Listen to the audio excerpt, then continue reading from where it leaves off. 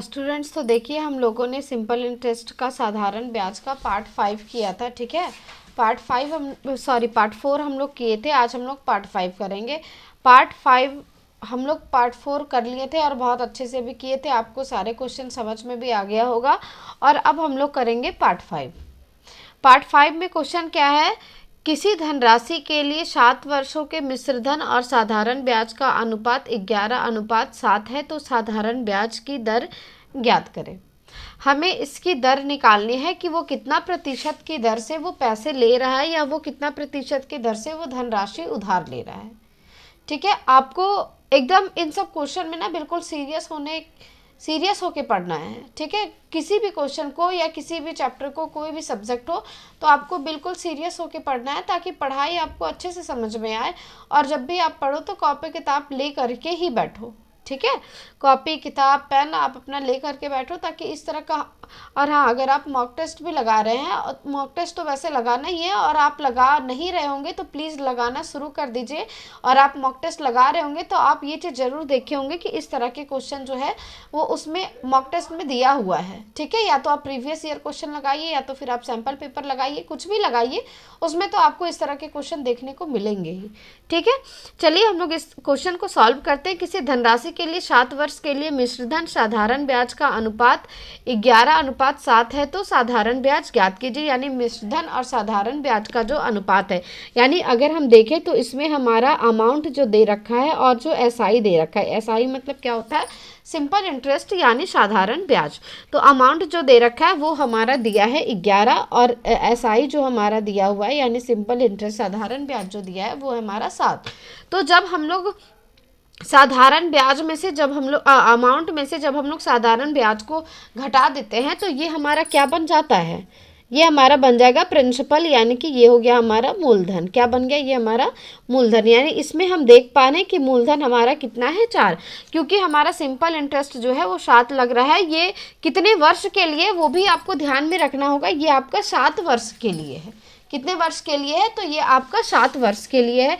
यानी कि अगर हम 7 ब्याज लगाते हैं 7 वर्ष के लिए, तो 1 वर्ष का ब्याज कितना हो जाएगा, ये आप बता सकते हैं। देखिए, अगर हम 7 का ब्याज लगाएं 7 वर्ष में, तो 1 वर्ष का ब्याज कितना हो जाएगा, 1 वर्ष का ब्याज हमारा हो जाएगा 1 ही रुपया हो जाएगा। अगर हम रुपए में देखें तो 1 हो जाएगा, यानी 1 वर्ष का ब्याज,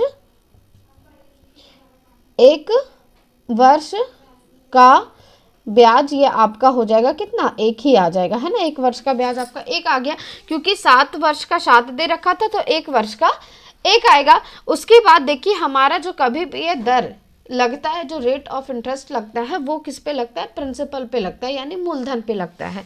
तो 1 रुपए का ब्याज लग रहा है 4 रुपए पे, तो 100 रुपए पे कितना, यही हमें निकालना है। 100% पे हमें निकालना होता है, तो 4 से अगर हम इसे काट दें, यानी हमारा ब्याज जो है वो कितने का ब्याज लग रहा है, हमारा 25% का। इसमें 25% की दर से इसमें हमारा, यानी 25% के रेट ऑफ इंटरेस्ट से हमारा इसमें ब्याज लग रहा है, ठीक है। तो ये क्वेश्चन देखिए बहुत ज़्यादा हार्ड ये क्वेश्चन नहीं है। आपको अमाउंट दे रखा था, आपको एसआई दे रखा था। आप ये सोचोगे कि यहाँ पे बार बार जितना वर्ष होता है हम उतना ही एसआई क्यों लेते हैं। ज़रूरी नहीं है कि उतना ही एसआई रहेगा, आपका कुछ भी रह सकता है। जैसे मान लीजिए आपका 14 रहेगा, ठीक है। मान लीजिए अगर यहाँ पे अगर हम क्वेश्चन को चेंज कर दे, अगर ये 14 रहेगा तो ये क्या हो जाएगा, वो देखिए। अगर ये 14 रहेगा तो ये अमाउंट जो है वो ज़्यादा रहेगा, है ना। अमाउंट जो है वो आपका ज़्यादा रहेगा। मान लीजिए आपका अमाउंट हो गया कितना, आपका अमाउंट हो गया मान लीजिए 16 हो गया, ठीक है। 14 आपका ब्याज है और अमाउंट है आपका 16, तो आपका अमाउंट ये हो गया 14 और ये हो गया 16। तो इस पे आपको प्रिंसिपल कितना है, प्रिंसिपल यानी 2 का है, प्रिंसिपल 2 का है। अगर 7 वर्ष में आपको 14 का लग रहा है, यानी कि तो 1 वर्ष में कितना का लगेगा, 2 का लगेगा, यानी 1 वर्ष का ब्याज कितना हो जाएगा, 2 हो जाएगा। तो 1 वर्ष का ब्याज 2 है और वो भी मूलधन पे लग रहा है, तो 2 का ब्याज 2 पे, यानी इसमें हमें राशि कितना पे लग रहा है, यानी 100% जो है वो हमारा इस पे ब्याज का दर जो है वो पूरा 100% है। यानी हम 1 रुपया ले रहे हैं तो हमें 1 रुपया पूरा ब्याज देना पड़ेगा। अगर हम 5 रुपया ले रहे हैं तो हमें 5 रुपया इसका ब्याज देना पड़ेगा, यानी जितना ब्याज लेंगे उतना, मतलब हमारा पूरा 100% का ब्याज लग रहा है। अगर हम वैल्यू को चेंज कर दे तो, ठीक है। तो आप ये नहीं सोचिएगा कि जितना हमारा वर्ष है हम उतना ही क्वेश्चन में भी एसआई लेते हैं, तो ऐसे आपको नहीं सोचना है। आपका यहाँ वैल्यू कुछ भी चेंज हो सकता है, आपका दुगुना रहे, 3 गुना रहे, 4 गुना रहे, कुछ भी रहे, तो आपको घबराने की ज़रूरत नहीं। बस आपको 1 वर्ष का निकाल देना है। और हमें पता है कि 1 वर्ष का जितना भी ब्याज होता है वो हमेशा किस पे लगता है, तो वो हमेशा प्रिंसिपल पे लगता है। तो 1 वर्ष का ब्याज प्रिंसिपल पे लगा के इंटू 100 कर देंगे तो वो हमारा रेट ऑफ इंटरेस्ट आ जाता है, यानी कि आपका ब्याज का दर आ जाता है। ठीक है, तो वैसे हम लोग निकाल सकते हैं। चलिए अब हम लोग इस क्वेश्चन को, हम एक ही क्वेश्चन बता रहे हैं। क्यों बता रहे हैं एक ही क्वेश्चन? क्योंकि हमने इसे पिछले क्लास में भी कर लिया था, बस हम आपको इस क्वेश्चन का रिवीजन करवा रहे थे, इसीलिए हम इसमें एक ही क्वेश्चन करेंगे। ठीक है, अब हम लोग बढ़ते हैं नेक्स्ट क्वेश्चन के तरफ। आपका नेक्स्ट क्वेश्चन क्या है वो देखिए।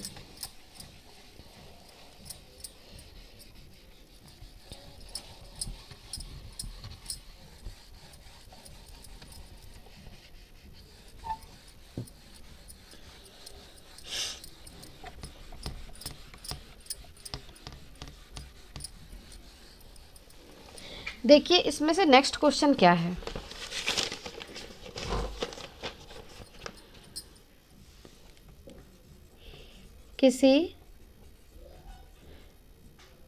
किसी निश्चित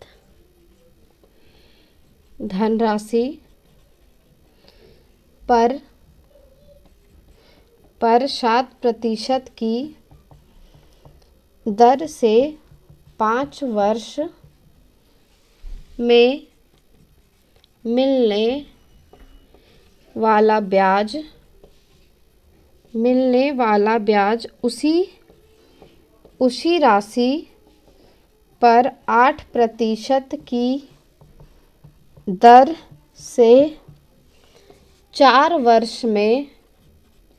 4 वर्ष में मिलने वाले ब्याज से 120 रुपये अधिक है। ठीक है, 120 रुपये अधिक है। राशि ज्ञात करें, यानी हमें इसका मूलधन निकालना है कि वो कितनी राशि को उधार लेता है ना। देखिए क्वेश्चन सबसे पहले क्या बोला है, किसी निश्चित धनराशि पर 7% की दर से 5 वर्ष में मिलने वाला ब्याज उसी राशि पर 8% की दर से 4 वर्ष में मिलने वाला ब्याज से इतना रुपए अधिक है, यानी कि दोनों के ब्याज के बीच का जो अंतर है वो 120 रुपये है। आप क्वेश्चन थोड़ा जल्दी लिखें तो राइटिंग समझने में थोड़ा दिक्कत तो नहीं हो रहा होगा, वैसे तो सारा कुछ समझ ही आ रहा है ना। 120 रुपये अधिक है और बाकी तो फिर हम बोल ही रहे हैं। राशि ज्ञात करें यानी वो राशि हमें निकालना है कि उन्होंने कितना राशि उधार लिया था। ठीक है, देखिए अब आपका सबसे पहले हमारी इसमें वैल्यू नहीं दी हुई है, तो हम परसेंटेज निकालने के लिए हम उसमें क्या करेंगे, हमें राशि मानना है तो पहले हम उसे 100 मान लेते हैं। ठीक है, एक्स मानने की जरूरत नहीं, हम 100 मानेंगे क्योंकि शुरू से ही चाहे वो परसेंटेज चैप्टर हो चाहे वो प्रॉफिट एंड लॉस हो, तो हम किसी भी चीज़ को प्रतिशत को हमेशा 100 ही मान लेते हैं, है ना। तो यहाँ पे देखिए हम लिखते हैं 100। क्या मान लिया हमने? मान लिया कि वो राशि जो है वो हमारा 100 है। अब एक राशि इधर है, एक राशि इधर है, यानी कि 2 बार हमने राशि को लिया है।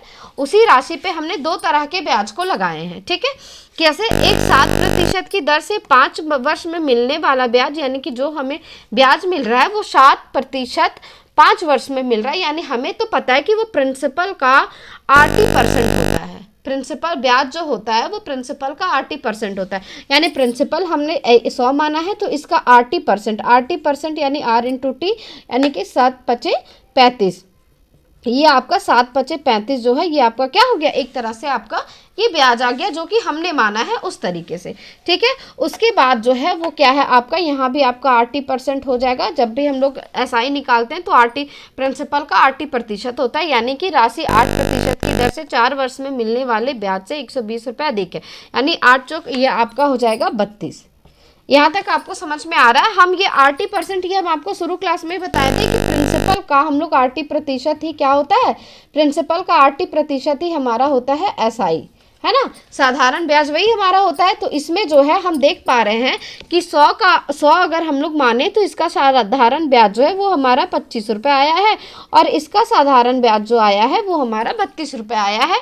8% 4 वर्ष में हमारा 32 रुपये आया और 7% की दर से 5 वर्ष में हमारा 35 रुपये आया है। क्वेश्चन में क्या कह रहा है कि मिलने वाला ब्याज से 120% अधिक है, यानी ये जो ब्याज मिल रहा है इससे ये वाला ब्याज जो है वो इससे 120 रुपए अधिक है। हमें कितना रुपए अधिक लग रहा है? हमें तो 3 रुपए अधिक लग रहा है, लेकिन क्वेश्चन जो कह रहा है वो कह रहा है 3 रुपए नहीं 120 रुपए अधिक है। तो 120 रुपए यानी 3 की वैल्यू जो है वो 120 रुपए है, तो 1 की वैल्यू कितना आ जाएगी? 40 रुपए 1 की वैल्यू यहाँ पे आ गई। तो हमें क्या चाहिए था? हमें राशि चाहिए था, तो राशि ज्ञात करना है। हमने राशि कितना माना था? 100 माना था, तो इसी 100 को में हम लोग किससे गुना कर देंगे? 40 से, यानी इसकी वैल्यू जो हो जाएगी वो 4000 रुपये आ जाएगी। 4000 रुपये आ गई। अब देखिए 4000 रुपये जो आ गई वो हमारा राशि है। सबसे पहले इस क्वेश्चन को एक बार और देख लीजिए। इस क्वेश्चन में सबसे पहले हम लोग 100 मानते हैं, उसका इसमें आपका दर दिया हुआ है और आपका क्या दर दिया हुआ है और आपका टाइम दिया हुआ है, यानी समय दिया हुआ है। तो दर और समय को जब हम लोग गुना करते हैं तो वो हमारा बन जाता है क्या? SI। क्या बन जाता है? SI बन जाता है, यानी सिंपल इंटरेस्ट बन जाता है।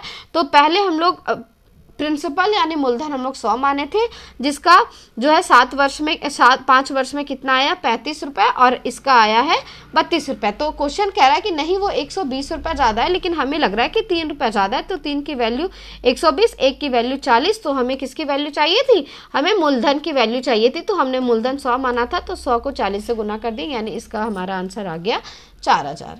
ठीक है, तो 4000 ये हमारा आ गया। अब इसी तरह का हम लोग एक दो और क्वेश्चन सॉल्व करेंगे, ताकि जो आपका क्या कह सकते हैं उसे, जो आपका कॉन्फिडेंस है वो और बढ़े इस क्वेश्चन के लिए, और बाकी आपका कॉन्सेप्ट भी पूरी तरह से क्लियर हो जाए। ठीक है, इस क्वेश्चन में जो आपको कंफ्यूजन होगा वो भी आपका क्लियर हो जाएगा। हम क्वेश्चन को बस थोड़ा सा इसमें चेंजिंग करते हैं। ठीक है, फिर हम लोग क्वेश्चन को बनाएंगे।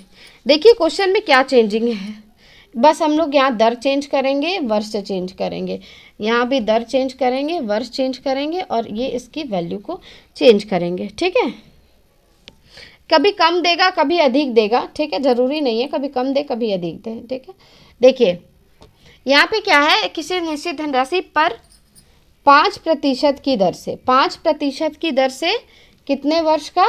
तो 3 वर्ष का। ठीक है, 3 वर्ष में मिलने वाला ब्याज उसी राशि पर 4% की दर से 4 वर्ष में मिलने वाले ब्याज से 765 रुपये कम है। यानी कि ये जो है वो 765 रुपये कम है। तो हमें राशि इसमें ज्ञात करना है। राशि हम लोग कैसे ज्ञात करेंगे? सबसे पहले हम लोग इसमें मान लेंगे कि राशि कितना है? 100 है। अब दोनों को हम लोग देखते हैं कि पहला वाला जो है वो कितना प्रतिशत है, यानी 5 दिया 15, ये आपका हो गया, और इधर आपका कितना हो गया? 4 चौक 16 हो गया, है ना, 4 चौक 16 हो गया। 4% की दर से 4 वर्ष के लिए, तो 4 चौक 16 हो गया। अब क्वेश्चन कह रहा है कि ये वाला जो है वो इससे इतना कम है। हमें कितना कम लग रहा है? हमें 1 कम लग रहा है, लेकिन क्वेश्चन कह रहा है कि नहीं 765 रुपये कम है। तो 765 रुपये कम है, तो 1 की वैल्यू 765 आ गई, तो 100 की वैल्यू कितना हो जाएगा? 765 से हम इसे क्या कर देंगे? गुना कर देंगे। तो ये हमारा कितना आ गया? 765 ये आ गया, यानी कि आपका 76,500 रुपये ये आपका आ गया क्या? मूलधन, यानी वो राशि जो थी वो 76,500 रुपये थी। ठीक है, ये आपका क्वेश्चन इस तरह से बन के तैयार हो गया है। ये क्वेश्चन बहुत आसान होता है। ठीक है, आपको समझने की बस ज़रूरत है, थोड़ा सा दिमाग लगाओ। और एक चीज़ और आप याद रखिएगा कि जो भी आपका परसेंटेज चैप्टर हो या फिर प्रॉफिट एंड लॉस हो, उसमें आप अगर अपना थोड़ा सा भी दिमाग लगा लेना, और एग्ज़ाम में अगर आप कॉन्सेप्ट अगर मान लीजिए थोड़ा आपका भूल गए हैं, या फिर कुछ भी मतलब आपको थोड़ा याद नहीं है, जैसे बच्चे जब सेंटर पे जाते हैं ना तो उनका आधा होश ऐसे ही उड़ जाता है। ठीक है, इतना भीड़ देख के जो पहली बार एग्जाम को अटेम्प्ट कर रहे हैं उनके बारे में हम कह रहे हैं, बाकी जो कर रहे हैं उनका तो कॉन्फिडेंस लेवल ऐसे ही पूरा होगा। ठीक है, लेकिन जो पहली बार एग्जाम में जाते हैं तो वो क्या होता है, वो जो भी पढ़ के जाते हैं उनको लग रहा है कि अब हम सारा कुछ भूल रहे हैं। लेकिन हाँ, जब आप एग्जाम में बैठोगे, एग्जाम में आप एकदम शांति तरीके से, बिल्कुल आपका फोकस सिर्फ आपके क्वेश्चन पे होना चाहिए, आपके स्क्रीन पे आपका फोकस होना चाहिए। ठीक है, आपका स्क्रीन पे आपका फोकस रहेगा तो आपका जो है वो जितनी भी चीज़ें आपको लग रहा था कि बाहर हम जितनी भी चीज़ें भूल रहे हैं, वो आपको सारी चीज़ें वहाँ ऑटोमेटिक याद आने लगेंगे। और आप जिस क्वेश्चन पे बस आप एक काम ज़रूर करना कि अगर आप किसी क्वेश्चन पे अटक रहे हो तो उसी क्वेश्चन पे नहीं लगे रहना है। ठीक है, क्योंकि बहुत बच्चों का ऐसा आदत होता है ना कि अगर वो उनकी जिद होती है कि अरे ये क्वेश्चन मेरे से बन जाएगा, बन जाएगा, बन ही जाएगा, हम इसे बना के ही छोड़ेंगे, लेकिन वो जिद आपको वहाँ पे वो अपना जिद को साइड में रख देना है और बाकी अपने क्वेश्चन को आगे सॉल्व करते जाना है। अगर लग रहा है कि इस क्वेश्चन में थोड़ा हमें टाइम लग रहा है या आधा मिनट से 1 मिनट भी आपको टाइम लग रहा है तो उस क्वेश्चन को स्किप करके थोड़ा आगे बढ़ जाइए, ठीक है। लास्ट में समय मिलेगा तो फिर से हम उसमें आ जाएंगे। या तो कोई बच्चे होते हैं कि जैसे जीके जैसे उनका बहुत जल्दी हो जाता है या तो हिंदी या इंग्लिश बहुत जल्दी हो जाता है तो उसमें से टाइम बच जाता है, तो फिर आप उसमें से फिर वापस आ जाना है ना। उसमें मार्क करने के भी आपको टिक लगाने के लिए भी होता है तो आप उसे रीमार्क कर देना, ठीक है, ताकि आपको बाद में ढूंढने की भी जरूरत ना पड़े, आप उसे डायरेक्ट वहाँ जाके देख सकते हो, फिर आप उसे सॉल्व कर लेना। बस आप एक क्वेश्चन के चलते अपने पूरे पेपर को कभी भी खराब ना करें, ठीक है। चलिए, तो ये क्वेश्चन आपका अब कंप्लीट हो चुका है। हम आपको इसी क्वेश्चन पे एक होमवर्क देते हैं, ठीक है। ये आपका होमवर्क का क्वेश्चन रहेगा, आपको ये करना है, ठीक है। इसे आप घर पे करिएगा, प्रैक्टिस करिएगा, ठीक है। और आंसर आप कमेंट बॉक्स में ज़रूर बताइएगा। अगर आप इस वीडियो को देख रहे हैं तो आप इसका आंसर हमें ज़रूर बताइएगा कमेंट बॉक्स में, ठीक है। इस पे है आपका 11% की दर से 7 वर्ष के लिए, 7 वर्ष के लिए, और वर्ष का साधारण ब्याज 9% की दर से 3 वर्ष के लिए।